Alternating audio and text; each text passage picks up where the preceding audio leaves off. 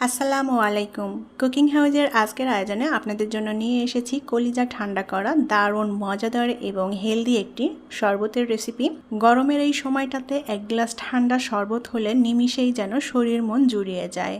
আজকে তৈরি করব মিল্ক রুহ আফজা। এই মিল্ক রুহ আফজা শরবতটি ঠান্ডা ঠান্ডা খেতে এত বেশি টেস্টি এবং মজার হয়, সবাই অনেক বেশি পছন্দ করবে। তৈরি করাও খুবই সহজ, মাত্র 5 মিনিটে ঝটপট করে এই শরবতটা তৈরি করে নেওয়া যায়। তাহলে চলুন কিভাবে মিল্ক রুহ আফজা তৈরি করি সেটা দেখে নেই। ছোট্ট একটা বাটিতে পানি নিয়ে নিয়েছি। এখন আমি এর মধ্যে দিয়ে দেব তোকমা। আমি 1 টেবিল চামচ মতো তোকমা নিয়েছি। এখানে তোকমাটা আমি ভিজিয়ে রাখবো। তোকমাটা ভিজিয়ে রাখলে তোকমাটা ভিজে নরম হয়ে ফুলে উঠবে। খুব বেশি ভেজানোর দরকার নেই। তোকমাগুলো 2-3 মিনিটের মতো ভেজালেই এটা ভিজে ফুলে উঠবে।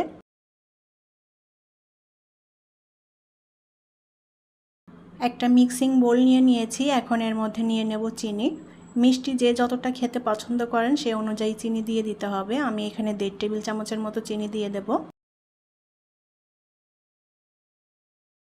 এখন এর মধ্যে দিয়ে দেব আগে থেকে জাল করে রাখা 1/2 লিটার গরুর দুধ। দুধটা আমি খুব ভালোভাবে জাল করে একেবারে ঠান্ডা করে নিয়েছি, আর এই দুধটা আমি ফ্রিজে রেখে ঠান্ডা করে নিয়েছি।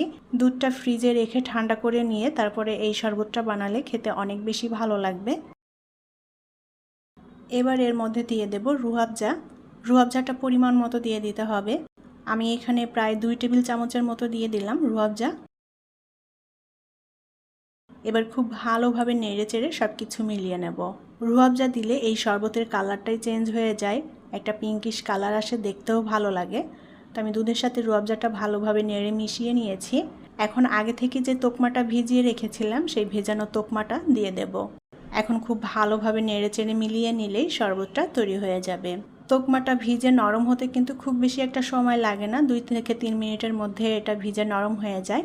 মিল্ক রুহ আফজা এই শরবতটা খুবই অল্প উপকরণ লাগে আর মাত্র 5 মিনিটে তৈরি করে নেওয়া যায় কোনো ঝামেলা ছাড়াই। আর এটা খেতে এত বেশি মজার এবং টেস্টি, সবাই ভীষণ পছন্দ করবে। শরবতটা এখন পরিবেশন করব। পরিবেশনের সময় আমি একটা গ্লাসে কিছু আইস কিউব নিয়ে নেব। এই শরবতটা ঠান্ডা ঠান্ডা খেতে বেশি ভালো লাগে। এখন গ্লাসে ঢেলে শরবতটা পরিবেশন করব।